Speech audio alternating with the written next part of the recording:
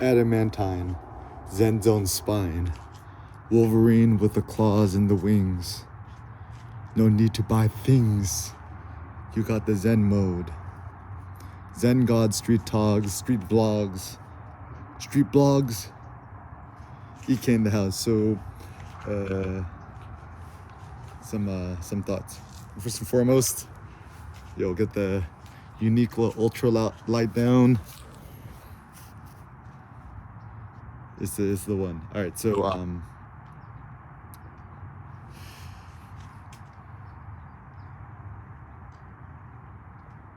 the other day just did a 665 pound squat rack hold concept. What was that? 6 plates, six 45 pound plates, a 35 pound plate, a 5, and a clip. You know it's gangsta when you maxing out the barbell where you put on the little 5 on the end, you put on the clip, and the clip only goes in halfway. That's gangsta, right? The basic idea is just kind of get under it, kind of full extension with your thighs, just pull it off a little bit off the rack and just hold it for a few seconds and put it back. And the big benefits of this is increased testosterone, mood, zen zone, hype lifting, demigod thighs, etc. And just going Hercules. Basically last night went all you can eat Korean barbecue with Cindy, got some beef liver, beef heart, beef intestines, picanha top sirloin, pork jowl, the pork cheek, stuff like that. Ate a gang of meat, slept super good, woke up this morning, had a bunch of Death Wish coffee as an espresso. Cindy just got this refurbished $100 espresso machine. It's like D Long High or something. It's like works really good as an espresso machine, only $100. And just like a cheap ass Capresso grinder. And then actually got some Dark Horse coffee at the local place at a bag of beans. Their new Ethiopia blueberry. Oh my god, it's like one of the best coffees I've ever had. Pretty incredible. But anyways, so all we need is meat, beef, liver organ meats, got weights, got the hype, got the internet, and we pretty much got it. So so funny. It's like talk about building a thicker skin and stuff. Nobody ever talks about building a stronger spine. In the context, like metaphorically speaking, it's good to have a strong spine versus people who have a weak spine, right? And it's funny because the biggest concern with weightlifting, powerlifting, hype lifting, whatever, right? There's always this big concern that somehow you'll injure your spine, right?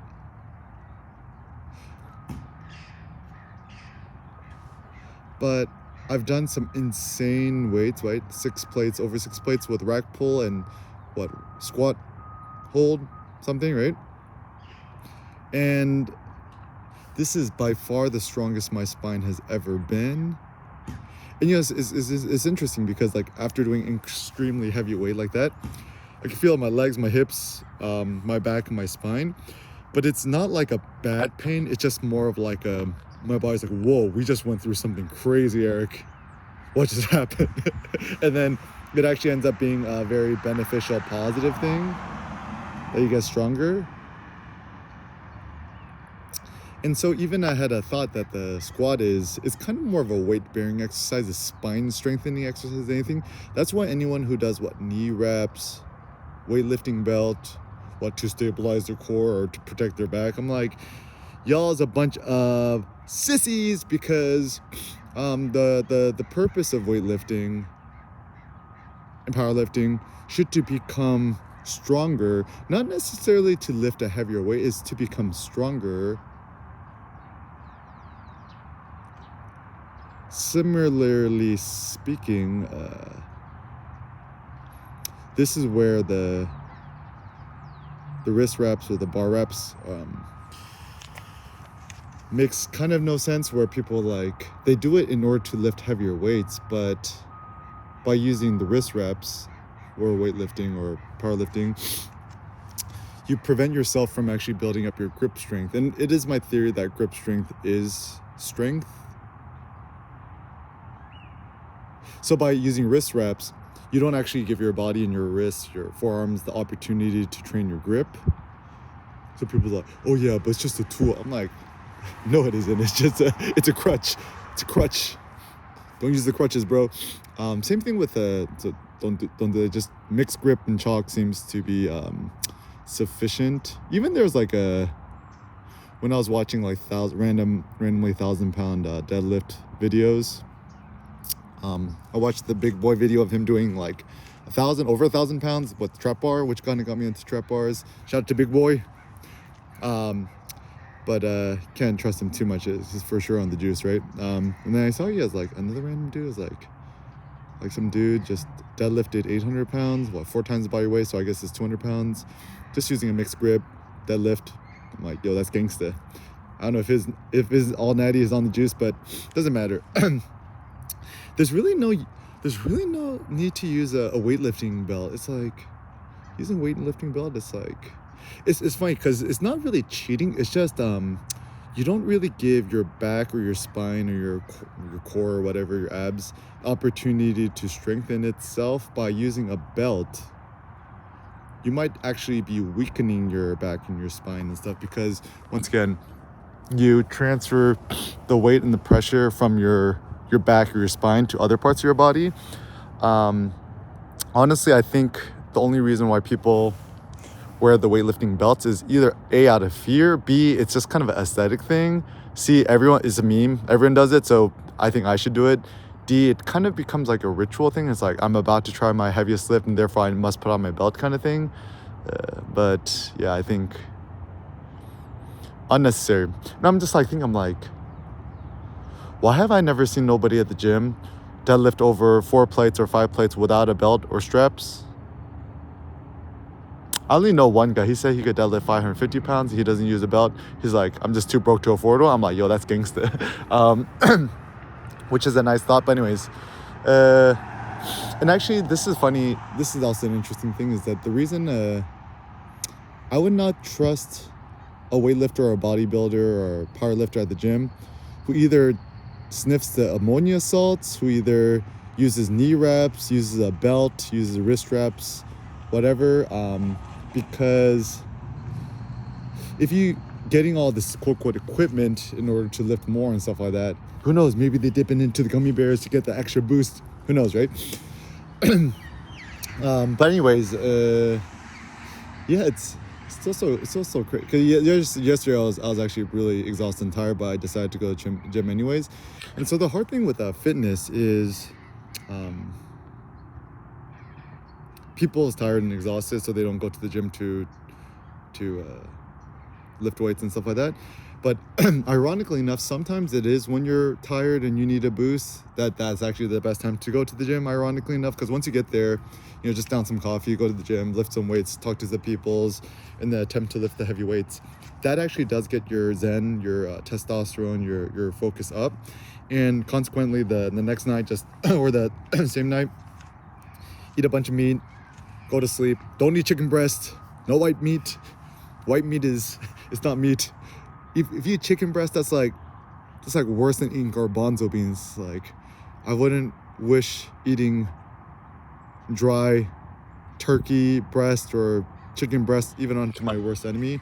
I think the only reason people eat chicken breast is because maybe like a decade or two ago there was this whole war on like saturated fat. So they said protein is good, fat is bad. So in order to gain muscle, I guess, or not to get a heart attack, is stop eating saturated fat, and thus the rush towards chicken breast. But alas, the secret formula is it's actually not fat or protein which actually builds muscle and gets our test up. It's actually cholesterol. Cholesterol is a natural steroid. And I was kind of curious. I'm like, what kind of food has the highest concentration of cholesterol? And actually, it's beef liver. It's beef heart, intestines. It's actually organ meats. I'm like, that's interesting. It's like that's like the natural steroid. And then, you know, might be a little bit confirmation bias, but Googled beef liver bodybuilding. And then apparently it goes all the way back to like the 70s where dudes used to eat liver in mass and then started making beef liver supplements. Any sort of supplement is pretty much a scam because I think people are kind of missing the point. Like even people's like, you know, you gotta eat the omega-6s for inflammation, right? But there's actually been a lot of studies that show that like inflammation is, people think that all inflammation is bad, but actually some sort of inflammation could actually be a healing property. So it's not really as a thing, inflammation thing. Also the omega-6s and you know, fishes or whatever. It's funny because once again it's a correlation, not causation thing. It's like we have found that populations who eat a diet higher in fish and vegetables, blah blah, tend to live longer and healthier, blah blah. But I'm like, yeah, but they also live in the Mediterranean, where people live a life full of leisure. They're not stressed. They hang out with their friends. They, you know, Greeks hang out, talk with their buddies all day long. You know, vibrant social life. So it actually might be that part of the lifestyle, not the food, which makes them live so long. That's why when people's like, oh, Mediterranean diet, south of France, you drink wine. I think it might not be a food, it might be more of the lifestyle thing where, you know, the French, for example, shout out to my friends, Yves, Vernon, Pierre, etc., Olivier, etc. So it was like, I still remember going to my friend Pierre Bellassen's house, 3-4 hour leisurely dinner. Yeah, the French know how to do it right. Whereas the Americans, like, you know, efficient 45-minute dinner, quickly get dessert, then quickly get out of there, right? And then it's like you gotta catch up in your man. Americans are so funny because Americans are the almost like the ultimate slave productive people, the greatest consumers. Also, that's why South Koreans make such great consumers, because they work like crazy and they have high purchasing power, and they spend all their money on stuff in order to ease their pain. But anyways,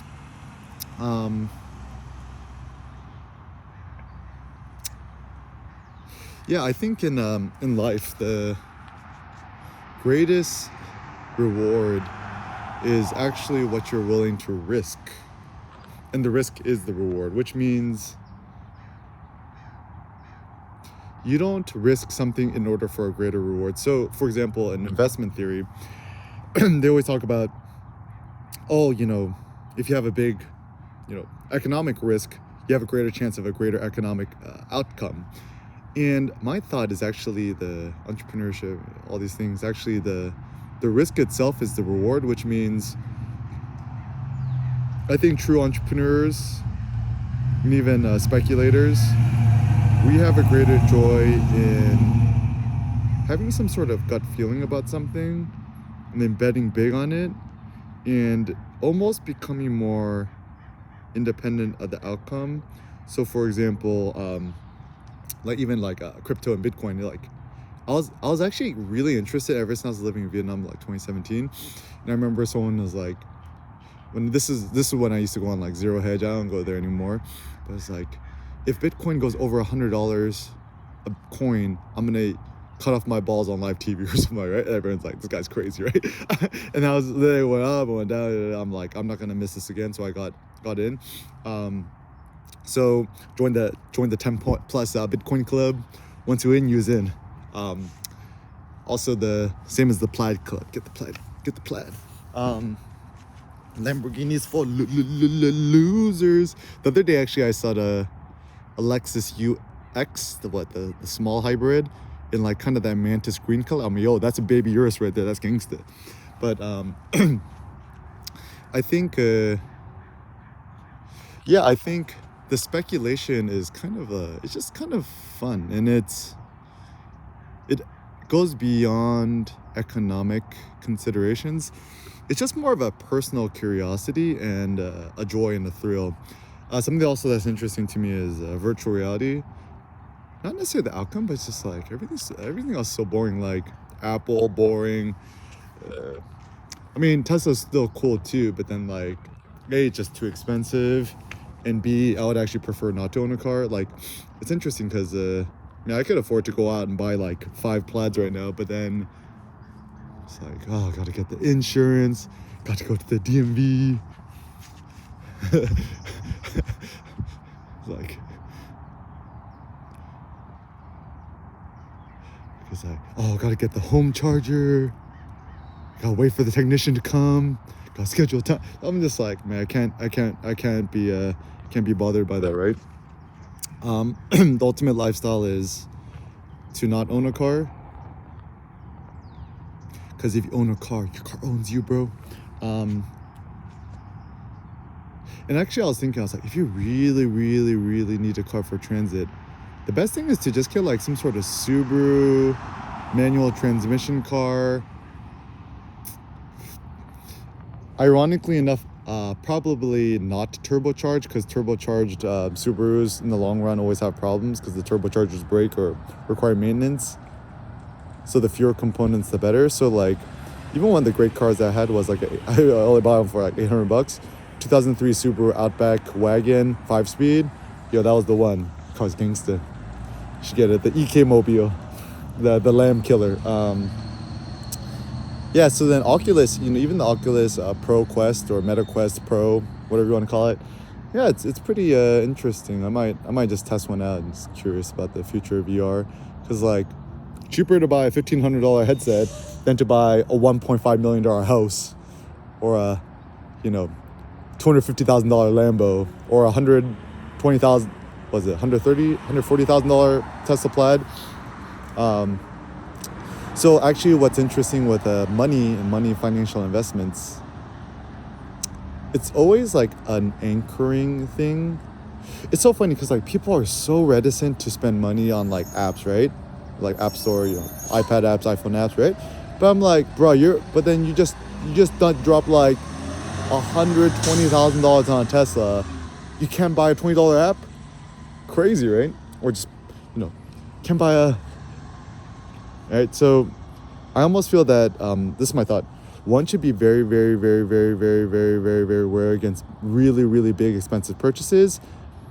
Making a lot of small, inexpensive purchases, I think it's fine. Even going out and eat, it's kind of a drop in the bucket. So yeah, I think in life, go towards risk. So, even as a photographer, you want to start selling your services or doing things, right? Pro tips: always charge 40 to 50% more than you think you should charge, as a good tip. And whenever it comes to pricing stuff, always charge more than you think you should, because most people tend to be insecure and they don't risk enough. Also, when it comes to weightlifting, right? Kind of try to do or optimize some sort of weightlifting regimen or technique where you're not 100% sure what the outcome's going to be, and not sure if you're going to succeed or not. And that's what makes it interesting. So even the bodybuilder, I gotta do my 10 reps of force. I'm like, that is not interesting, because that's not really risky. It's just like, it's toilsome and it requires much fortitude, but it's not risky. Also with financial, entrepreneurial, even talking to people, talk to people in the more risky way, rather than be like, hey, how you doing today? Ask them deeper philosophical questions like life dreams, life goals, stuff like that. So, yo, that's deep, bro. I'm like, that is not deep. That is so superficial. And so now, even whenever I talk to people and then all they do is, they go to raves or they go to music festivals or they're playing PlayStation. I'm like, use not the one.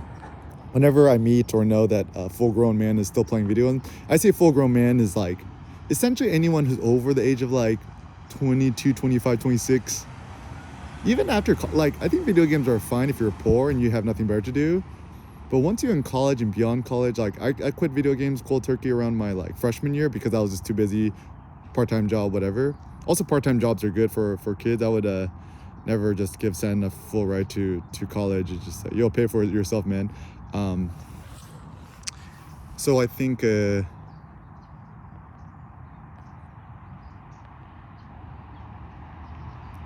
yeah, I don't think, guys, men should not be playing video games post college. even in college, like, should guys be playing video games in college? No, I don't think so. But either play sports or get a job, or chase the pretty girls, or get into weightlifting, get into hype lifting, right? Don't play video games, just get into hype lifting. EK hype lifting, just Google it, right? Or YouTube it. So yeah, just and also with jobs and stuff like that, don't take the boring, safe, be a pediatrician, be a dentist. Take the risky option. That's where entrepreneurship, self-employment, and that's actually the interesting thing too, is even for myself, right, to do sociology and this photography, street photography thing. It was a huge risk, but it was the best life decision for me.